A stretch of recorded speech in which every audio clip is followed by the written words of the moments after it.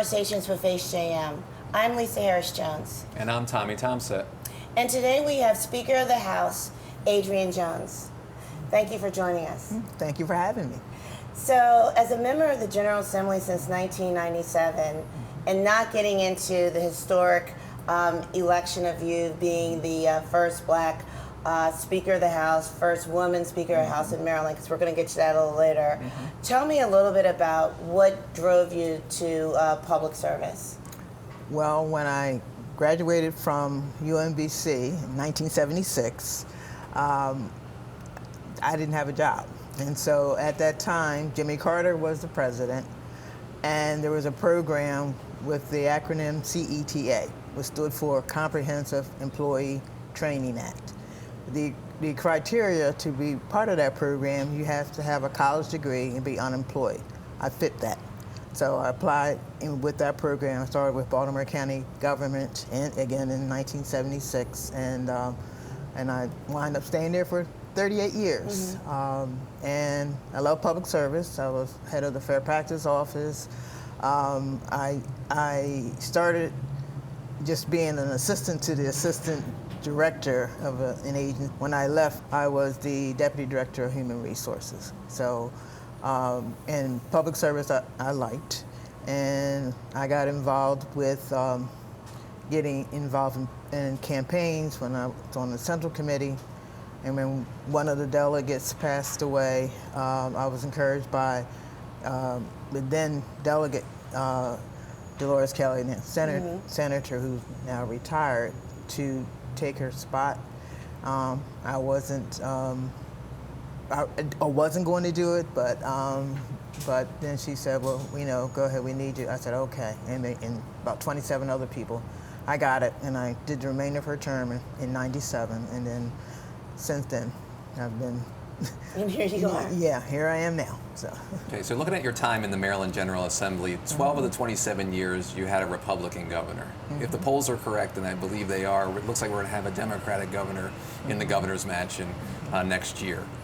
As a legislator, is there a big difference working with administrations from a different party as opposed to your party? And if so, can you just tell our viewers how that plays out? Absolutely.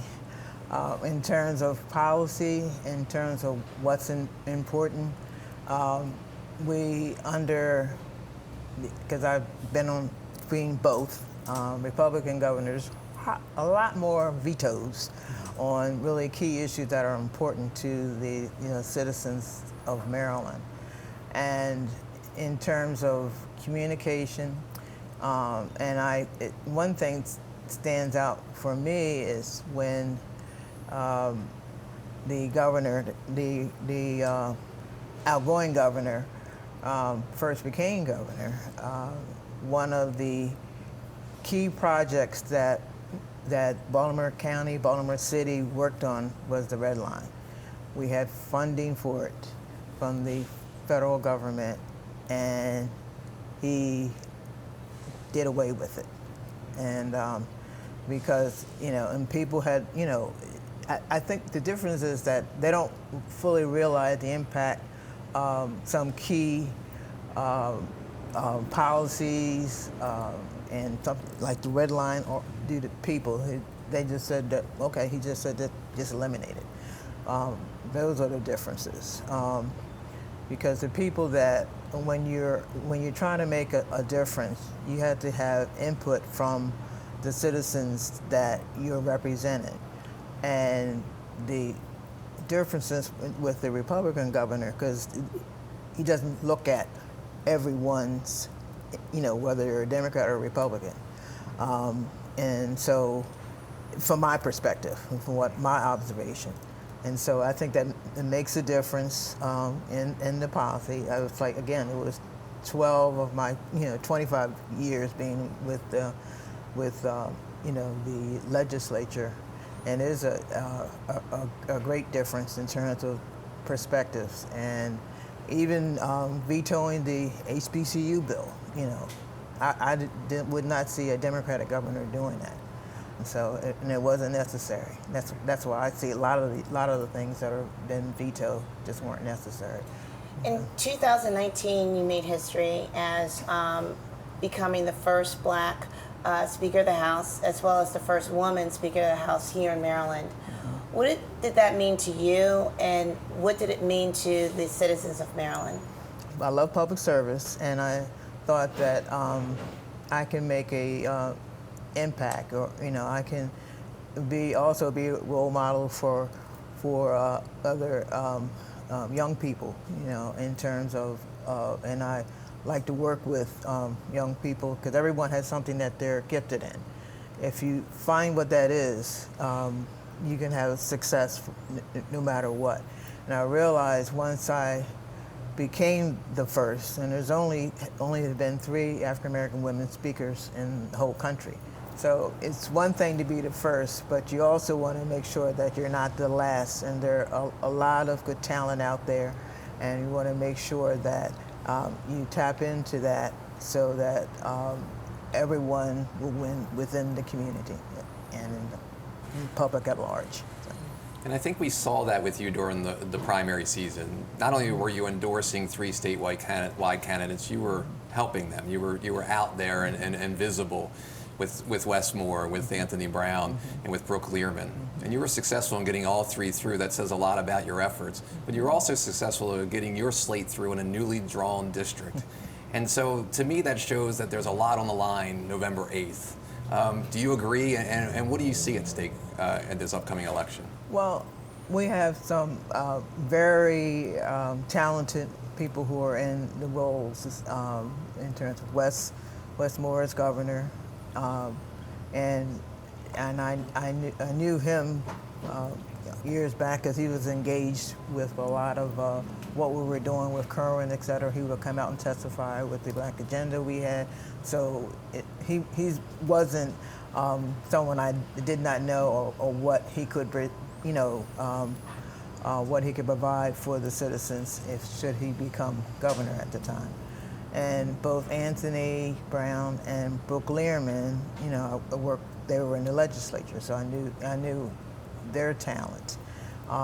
And so I don't go behind or get behind someone unless it feels right. And I all 3 of them, I think they will bring a lot to the state, a lot that we may not have had in a while. And one of the key things is that we have someone in the State House that actually is going to listen to you and get your advice, and that makes a difference. And it makes a difference that I know all 3 of them, so we can work together, because I think our goals are similar, trying to do what's best for the citizens of Maryland that elected us in office. So we know we're going to have a new administration come November after the general election. What does that mean for the next 4 years for the citizens of Maryland and for you as Speaker of the House? Well, one thing, communication, and that's key. And I see often that prior to something being just thrown out there, you find out or read it in the paper, it will be discussed. I think that's going to be communication that we have not had in a long time, for the betterment of the people that all of us serve. So I think that's a big plus. I would see that some of the people that are in some of the state positions, because I think some of our state government needs to be, I don't say overhauled, but there's some agencies that we need to get the right people, not just because you worked in somebody's campaign, the fact that you have the talent to do the best for the citizens in terms of what's required of that particular agency. I think we could strengthen that. That needs to be, just from my perspective, even before any of the 3 of them decided, I witnessed that as well, because of the turnover. I think we just need to have the right people in the position for our respective new leaders to be able to have a productive session, and hopefully 2-term session for all of them. So. Well, I don't want to keep you. Sure. Thank you for joining us. Thank you for having me. And thank you for joining us on Conversations with HJM.